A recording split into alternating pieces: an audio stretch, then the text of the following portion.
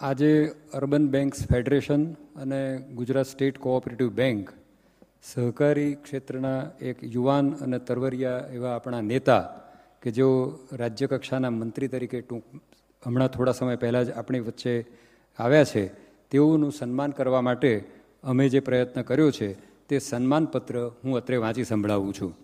શ્રીયુત શંકરભાઈ એલ ચૌધરી, માનનીય રાજ્યમંત્રી શ્રી, આરોગ્ય અને પરિવાર કલ્યાણ, પરિવહન, શહેરી ગૃહ વિકાસ વિભાગ, ગુજરાત રાજ્ય, ગાંધીનગર.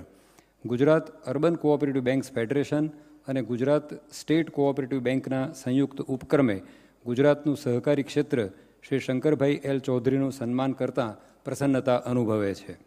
તરુણ વયે સહકારી ક્ષેત્રમાં પ્રવેશ, ફક્ત 27 વર્ષની વયે રાજદ્વારી દિગ્ગજ સામે વિધાનસભાની ચૂંટણી લડવી, જિલ્લા મધ્યસ્થ સહકારી બેંકનું ચેરમેન પદ, ગુજરાત સ્ટેટ કોઓપરેટિવ બેંકના વાઇસ ચેરમેન પદ એ આપની અનન્ય સિદ્ધિ બની રહેલ છે.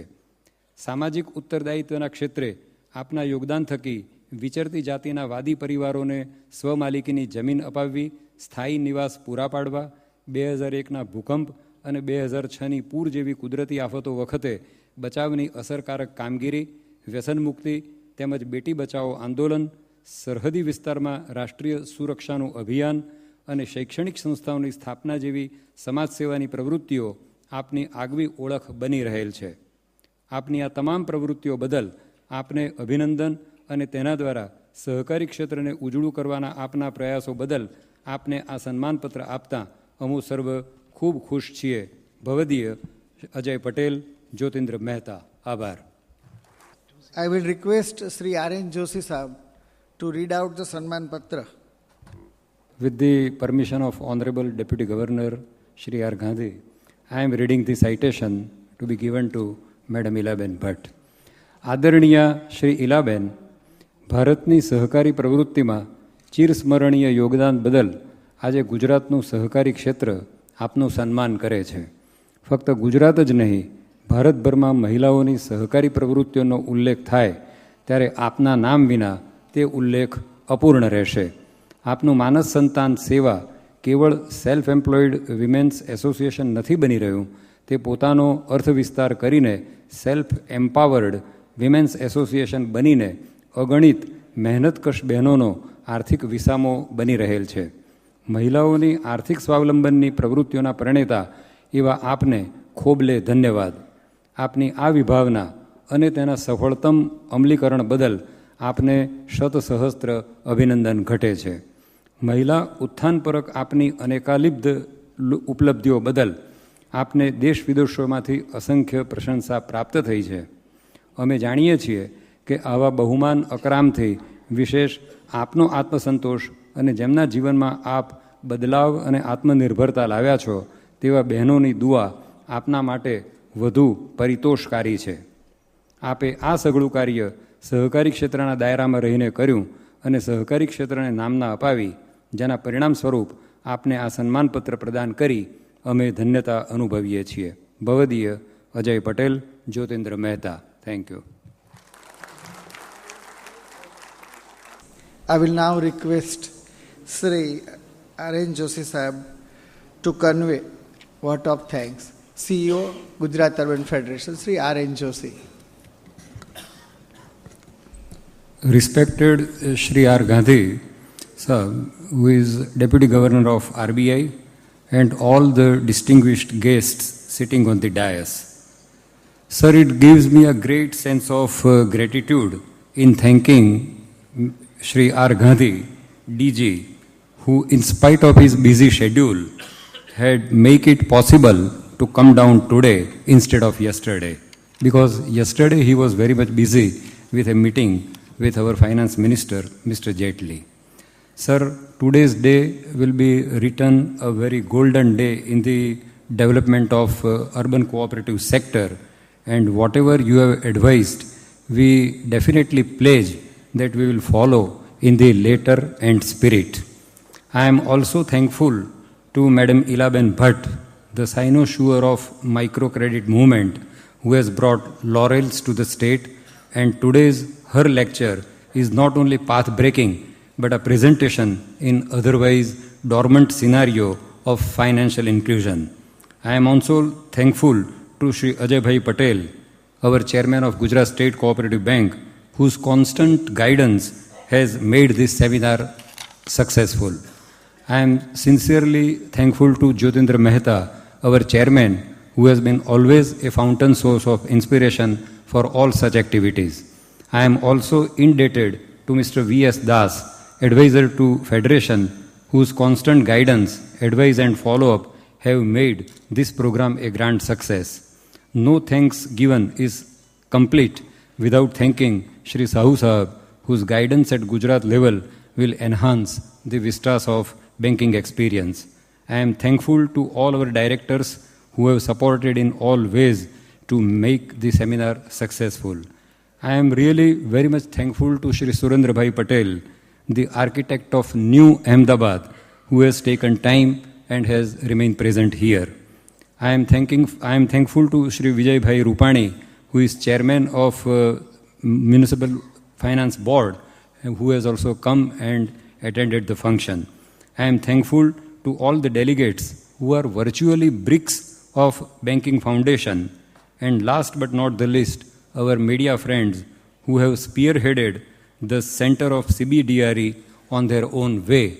I am really very much thankful to all the dignitaries, RBI officials, officials of cooperative department, police and revenue department who have supported us like anything in making this program successful. Thank you very much. Sri R.N. Joshi to give opening remarks on the subject.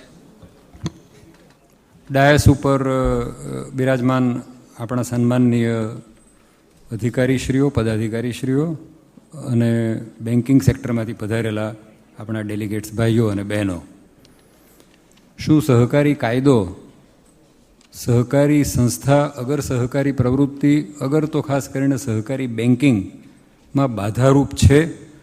આવો એક થોડોક વિવાદાસ્પદ પ્રશ્ન લઈ અને આજે આપણે એક પેનલ ડિસ્કશન માટે બેઠા છીએ. આ બધી જ પ્રક્રિયાઓમાંથી આપણે રજિસ્ટ્રેશનથી માંડી અને લિક્વિડેશન સુધીની તમામ પ્રક્રિયાઓમાં આપણે દરેક તબક્કે રજિસ્ટ્રારના હવાલે હોઈએ છીએ અને ઓટોનોમીના મુદ્દા ઉપર આપણી કેટલીક સ્વતંત્રતા હોવા છતાં રજિસ્ટ્રારના નિયંત્રણો જે છે એ અનિવાર્યપણે લાગુ પડતા હોય છે. અને આખી બાબત એટલી બધી ડિબેટેબલ છે કે 1982ના સુધારા પછી જે કોઈ બનાવો સુપ્રીમ કોર્ટ અને હાઈકોર્ટમાં બન્યા એના કારણે લગભગ 6-7 વર્ષ સુધી એ વખતનું સહકારી માળખું સ્થગિત થઈ ગયું હતું. ત્યારબાદ જુદા જુદા અનુભવોના આધારે કાયદામાં સુધારા કરી અને અત્યારે આપણે વૈદ્યનાથન કમિટીના છેલ્લા સુધારા કાયદામાં દાખલ કર્યા બાદ આજે જે પરિસ્થિતિ છે એ થોડીક કોમ્પ્લેક્સ છે, કારણ કે 97મો બંધારણીય સુધારો અમલમાં આવ્યો અને કાયદાની અંદર જોગવાઈ કર્યા પછી એના અમલીકરણના પણ પ્રશ્નો ઊભા થયા છે. તો registrar as a regulator, RBI as a regulator, તો આ બધા જે જુદી જુદી બાબતોનું રેગ્યુલેશન કરી અને સહકારી પ્રવૃત્તિ ચલાવે છે, તો પહેલો પ્રશ્ન આપણને બધાને થવો જોઈએ કે આ રેગ્યુલેશન શું છે? તમે જુઓ કે કોઈ પણ કાયદામાં, હિન્દુસ્તાનના કોઈ પણ કાયદામાં રેગ્યુલેશનની વ્યાખ્યા નથી આપી. એટલે Trident restaurant versus deputy police commissioner અમદાવાદના કિસ્સામાં હાઈકોર્ટે 2012માં લગભગ આખું લેજિસ્લેટિવ સ્ટ્રક્ચર તપાસીને કહ્યું કે there is no definition of regulation. અને જ્યારે ડેફિનેશન ઓફ રેગ્યુલેશનનો અભાવ હોય તો કોર્ટે કહ્યું કે આપણે આધાર રાખવો પડે માત્ર ઓક્સફર્ડ યુનિવર્સિટીની ડિક્શનરી ઉપર.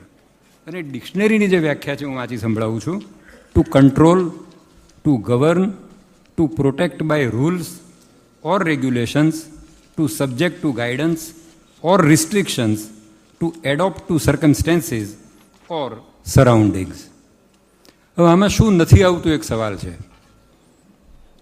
એટલે એક બાજુ આપણે કહીએ કે આપણા બાયલોઝ ઓટોનોમસ છે, આપણે ખૂબ સ્વતંત્ર છીએ, અને બીજી બાજુ આપણા ઉપર રૂલના સ્વરૂપે નિયંત્રણ આવે છે અને કાયદાના સ્વરૂપે નિયંત્રણ આવે છે. અમે બહુ વર્ષો પહેલાં સાબરકાંઠા ડિસ્ટ્રિક્ટ કોઓપરેટિવ બેંકને કાગળ લખ્યો કે તમારે ગ્રેજ્યુએટ થયેલા યુવક યુવતીઓની જ ભરતી કરવી. એઝ યુઝ્યુઅલ એ લોકો હાઈકોર્ટમાં જતા રહ્યા. હાઈકોર્ટે કીધું પેટા કાયદો વાંચો. હવે પેટા કાયદામાં એસએસસીની જોગવાઈ હતી. કોર્ટે કીધું કે બાયલોઝ જે છે એના સભાસદોને બંધન કરતા છે, એટલે રજિસ્ટ્રારને પડવાનો આમાં અધિકાર નથી, અમારે એસએસસી જ યુવક યુવતીઓની નિમણૂક કરવી પડી. ઝોરોસ્ટ્રિયન કોઓપરેટિવ હાઉસિંગ સોસાયટીના કિસ્સામાં જે ઇક્વોલિટીના સિદ્ધાંત ઉપર કોઈ પણ વ્યક્તિ સભાસદ તરીકે દાખલ થાય કે કેમ એ પ્રશ્ન સુપ્રીમ કોર્ટ સુધી ગયો અને કોર્ટે કહ્યું કે કઈ કોમ્યુનિટીના કેટલા સભ્યોએ કેવી રીતે સભ્ય બનવું અને કેવી રીતે સોસાયટી ચલાવવી એ સોસાયટીનો વિષય છે, રજિસ્ટ્રારનો વિષય નથી. તો આ બધા સંજોગોની અંદર અત્યારે આપણા જે પેનલિસ્ટ બેઠા છે એ બધા જ આ વિષયના ખૂબ નિષ્ણાત છે. જ્યોતિન્દ્ર મહેતા એ પોતે આપણા ચેરમેન છે, પણ એની સાથે સાથે એમણે બેન્કિંગ ક્ષેત્રની અંદર પણ ઘણા બધા પ્રયોગો કર્યા છે. એક સમયની વીક કહી શકાય એવી એક બેંકના ડાયરેક્ટર તરીકે પણ એમણે કામ સંભાળ્યું છે અને એમાંથી એમણે બેંકને ખૂબ સારી બનાવી છે.